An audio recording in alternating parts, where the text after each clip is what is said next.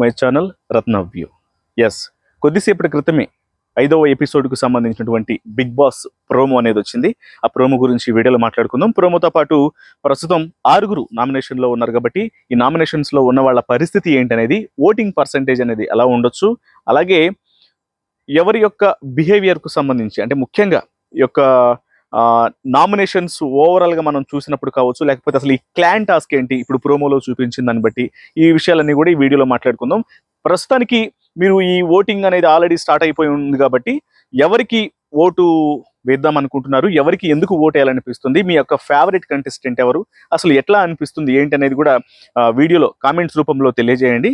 So ఇక intro విషయం, ఈ ప్రోమో గురించి మాట్లాడుకున్నట్లయితే స్టార్టింగ్లోనే పృథ్వీకి అలాగే నిఖిల్కి మధ్య జరిగినటువంటి ఆ చిన్న కన్వర్జేషన్ ఏదైతే ఉందో, పేస్ట్ అనుకొని ఫేస్ వాష్ని దాంతోనే ఒక 2 రోజుల నుంచి బ్రష్ చేస్తున్నట్టు ఆ ఫన్నీ ఇన్సిడెంట్ అనేది ఒకటి జరుగుతుంది. దాని తర్వాత ఈ క్లాన్ టాస్క్ గురించి అసలు విషయం అనేది వస్తుంది నెక్స్ట్ ప్రోమోలో. ఈ క్లాన్ టాస్క్ ఏంటనేది ఖచ్చితంగా నిన్నటి ఎపిసోడ్ అంతా లైవ్ అప్డేట్స్ అన్ని చూసిన వాళ్ళందరికీ ఒక క్లారిటీ అయితే ఉంటుంది. వాస్తవానికి క్లాన్ టాస్క్ అంటే అంటే బిగ్ బాస్ కూడా చెప్తాడు, రాజుకి సైన్యం అనేది ఇంపార్టెంట్, చీఫ్కి క్లాన్ అనేది ఇంపార్టెంట్, తమకు కావాల్సినటువంటి ఒక పవర్ఫుల్ క్లాన్ను నిర్మించుకోవాల్సినటువంటి బాధ్యత చీఫ్ల మీద ఉంటుంది అనేటువంటి విషయాన్ని క్లారిటీ ఇచ్చారు.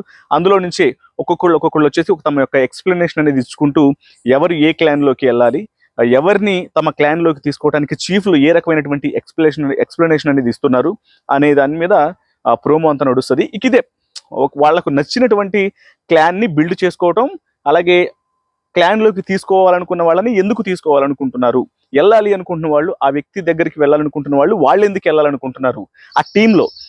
అంటే ఇప్పుడు క్లాన్ అంటే అది ఒక టీమ్గా, ఇప్పుడు 3 చీఫ్లకు సంబంధించి వాళ్ళ దగ్గరికి 3 టీంలు అనేది మనం సింపుల్గా చెప్పాలంటే.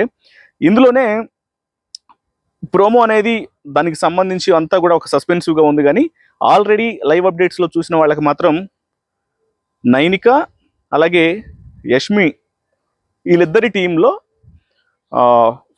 5 మెంబర్స్ ఉంటారు. ఆల్రెడీ వాళ్ళు టీం బిల్డ్ అయ్యారు. కానీ నిఖిల్ టీంలో మాత్రం కేవలం 4 మెంబర్సే ఉంటారు.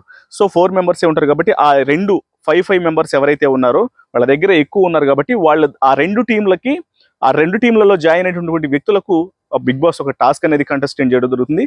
ఆ టాస్క్కు సంబంధించి కూడా అసలు నెక్స్ట్ ఏం జరగబోతుంది ఏంటనేది కూడా ఆల్రెడీ లైవ్ అప్డేట్స్లో చూసిన వాళ్ళకి అదొక అంటే అప్డేటెడ్గా ఉంటారు. సో లైవ్ అనేది చూశారు కాబట్టి. సో అది క్లాన్ టాస్క్కు సంబంధించి. దీనిని బట్టి ఖచ్చితంగా వాళ్ళ మధ్య ఒక పవర్ఫుల్ టాస్క్ అనేది మాత్రం కండక్ట్ చేయబోతున్నాడు. ముఖ్యంగా ఈ 4 మెంబర్స్ని ఉంచి వాళ్ళిద్దరిని 5 మెంబర్స్ ఉంచడం వెనకాల కూడా ఖచ్చితంగా దీని వెనకాల ఒక లాజిక్ అనేది ఉంటుంది అని మాత్రం ప్రోమో చూస్తే అర్థమవుతుంది. అలాగే ఆ టాస్క్ పెట్టిన విధానం కూడా ఆల్రెడీ ఇప్పుడు ఈక్వల్గా కంటెస్టెంట్లు 3 గ్రూపులలోకి వెళ్ళటం అనేది కుదరని వ్యవహారమే అయినప్పటికీ కూడా ఆ రకమైనటువంటి ప్రొసీజర్ అనేది పెట్టారంటే, ఒకళ్ళ దాంట్లో 5, ఇంకొకళ్ళ దాంట్లో 5, ఒకళ్ళ దాంట్లో మాత్రం 4 వచ్చేలాగా ప్రొసీజర్ పెట్టారంటే మాత్రం ఎక్కువ మెంబర్స్ వచ్చినటువంటి ఆ టీమ్స్కి మాత్రం ఒక ఇంట్రెస్టింగ్ టాస్క్ అనేది ఉంటుందనేది మాత్రం చాలా క్లియర్గానే నిన్న వాళ్ళని సెలెక్ట్ చేసుకున్నప్పుడే అర్థమైంది. దానికి సంబంధించి కూడా ఇవాళ ఎపిసోడ్లో ఒక క్లారిటీ అయితే వస్తుంది, అది విషయం. ఇక ఈ క్లాన్ సెలెక్షన్ చేసుకుంటున్నప్పుడు ప్రోమోలో కూడా చూపిస్తారు,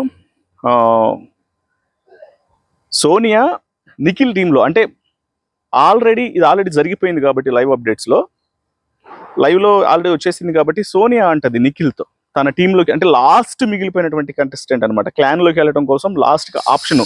సో తను డిసైడ్ చేసుకోవడానికి కూడా లేదు, బట్ ఏదో మాట్లాడమని చెప్తారు. మాట్లాడమన్నప్పుడు తనకి తాను చెప్పుకున్నటువంటి విషయం ఏంటంటే, వాస్తవానికి నిఖిల్ ఆల్రెడీ సోనియాని తీసుకోవాలని అనుకుంటాడు, సోనియా కూడా నిఖిల్ టీంలోకి వెళ్ళాలనుకుంటుంది. ఎందుకంటే నిఖిల్కి సోనియా కాంపిటీషన్ లాగా అనిపిస్తుంది, సోనియా కూడా నిఖిల్ తనకి కాంపిటీషన్ అనుకుంటాడు. సో అది ఓకే, కానీ బట్ దానికి సంబంధించి ఆ బిల్డప్ అనేది నిఖిల్ అనేది బయట పెట్టాడు కానీ సోనియాని తీసుకోవాలనుకున్నప్పటికీ. కానీ సోనియా మాత్రం తను ఒక అవసరం లేకపోయినా సరే వివరణ ఇవ్వమన్నప్పుడు తను ఏం చెప్తుందంటే, నేను బాగా ఆడతాను, నాకు కాంపిటీషన్ కావాలి, ఒక ఆడపులి ఒక పర్ఫెక్ట్ టీంలో ఉంటే అతను నువ్వు ఎట్లా హ్యాండిల్ చేస్తావని అది కూడా చూడాలి, మన ఇద్దరం మంచి కాంపిటీటర్స్ అని తనకు తానే చెప్పుకుంటూ ఉంటుంది.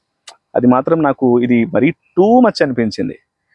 మనం గతంలో బిందుని ఆడపులి అనేది ఇంకా అది వేరు ఇప్పుడు బయట పిలవడం ద్వారానో లేకపోతే తనకి అది సెట్ అయింది. ఎందుకంటే తను అంటే నెగిటివిటీ మీద తను చేసినటువంటి ఫైటింగ్ అనేది అలా ఉంది కాబట్టి ఆ గతంలో బిందుకి ఆడపులే మాట సెట్ అయింది. కానీ వితండవాదం, యాటిట్యూడు, ఈగోయిస్టిక్గా అర్థం పర్థం లేని వాదన, అవసరం లేని చోట అనవసరమైనటువంటి ఆర్గ్యుమెంట్స్ చేస్తున్నటువంటి సోనియాకి అది ఎంతవరకు ఆడపులి అనే మాట వర్తిస్తుంది అనేది మాత్రం నాకైతే మాత్రం అది కొంచెం వినడానికి కూడా ఇబ్బందికరంగానే అనిపించింది. బట్ టోటల్గా అమ్మాయిని రాంగ్ అని పోర్ట్రే చేసే ప్రయత్నం చేయట్లేదు, కానీ ప్రస్తుతం జరుగుతున్నటువంటి విషయాలను బట్టి. ఇక ప్రజెంట్ ఇప్పుడు మనకు 6 కంటెస్టులు ఉన్నారు. వీళ్ళలో నుంచి ఇప్పటి వరకు కూడా డేంజర్లో ఉన్న వ్యక్తులు అంటే మిగతా వాళ్ళందరూ ఏ రకంగా సేవ్ అవుతారు అని అనుకున్నప్పటికీ కూడా బేబక్క, మణికంఠ, పృథ్వీ, నాకెందుకు వీళ్ళ ముగ్గురు నుంచే ఎలిమినేషన్ అనేది వీళ్ళ ముగ్గురులోనే ఉంటుంది ఖచ్చితంగా. వీళ్ళ ముగ్గురులో నుంచి ఒకళ్ళు ఎలిమినేట్ అవ్వబోతున్నారు అనిపిస్తుంది. ఇందులో మోస్ట్ ప్రాబబ్లీ అయితే మణికంఠ అయితే టూ మచ్ అయిపోయింది. మరీ విగ్గు తీసి ఇక ఇంతకు మించి నేను ఓపెన్ అప్ అంటే విగ్గు తీసి నువ్వు ఓపెన్ అప్ అయినట్ట, నేను ఓపెన్ చేసుకోమా, ఓపెన్ అప్ అంటే జెన్యున్గా ఉండటం, ఓపెన్ అప్గా ఉండటం, చాలా ఒక క్లారిటీగా ఉండటం అంటే మనస్ఫూర్తిగా ఉండటం. కానీ విగ్గు తీస్తే నేను ప్రూవ్ చేసుకుంటున్నాను, ఇక ఇంతకు మించి నేను జెన్యున్గా ఉండలేను. ఎవరు తీయమన్నాడు విగ్గు?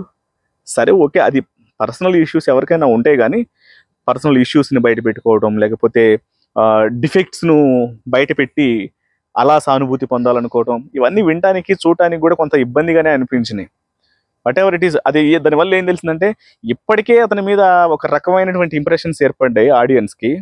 ఏంట్రా బాబు వీడి గోల, ఏంది ఇట్లా చేస్తున్నాడు, ఊరికే సింపతి గెయిన్ చేయాలని చూస్తున్నాడు, రకరకాలుగా బిహేవ్ చేస్తున్నాడు, ఏదో సైకలాజికల్ డిజార్డర్ ఉన్న పర్సన్ లాగా ఒకప్పుడు ఒక్కొక్కలాగా ఇంకొకప్పుడు ఇంకొకలాగా రకరకాలుగా బిహేవ్ చేస్తున్నాడు అనేది ఒక ఇంటెన్షన్ ఉన్న జనాలకి ఈ విగ్ తీసి ఇంకా కమెడియన్ లాగా మారుతాడే తప్ప సానుభూతి ఏ రకంగా చూపిస్తారు అది అర్థం చేసుకోలేకపోతున్నాడు. సో అంత ఇమ్మెచ్యూర్గా ఉండకూడదు అనేది నా అభిప్రాయం. మణికంఠ, సో అది ఈ 6 నుంచి ఖచ్చితంగా ఇప్పుడు సోనియా, నేను ఆల్రెడీ నిన్న కూడా చెప్పడం జరిగింది ఓటింగ్లో ఎవరికి ఎట్లా ఉంటుంది అనేది.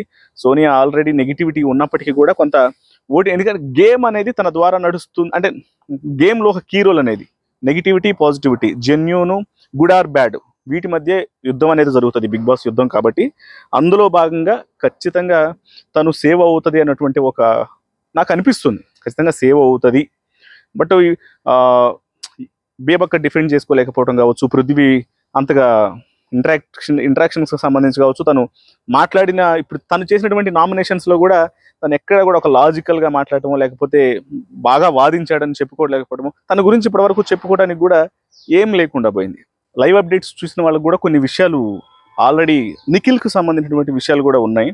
అవి ఈ కన్నడ బ్యాచ్ అనే ఒక ఎపిసోడ్ ఏదనేది కొంత క్రియేట్ చేసే ప్రయత్నాలు జరుగుతుందో ఆ రకమైనటువంటి అంటే అలా అది అప్లికేట్ అవ్వట్లేదు, ఎక్కడ కూడా అది జరగట్లేదు అనేది ఇప్పటి వరకు నేను గమనించాను. కాకపోతే నిఖిల్ తన ఫ్రెండ్స్ని తను ఇప్పుడు యష్మి తెలుసు, ప్రేరణ తెలుసు, పృథ్వీ తెలుసు, వీళ్ళంతా ఆల్రెడీ తెలిసిన పర్సన్స్. యష్మికి అయినా అంతే. కాకపోతే ఆ సమయం ఆ సందర్భం వచ్చినప్పుడు యష్మి మాత్రం ఆ రకమైనటువంటి కొంత ఆ అటెంప్ట్ అయితే చేస్తుంది, అది కనిపిస్తుంది కూడా.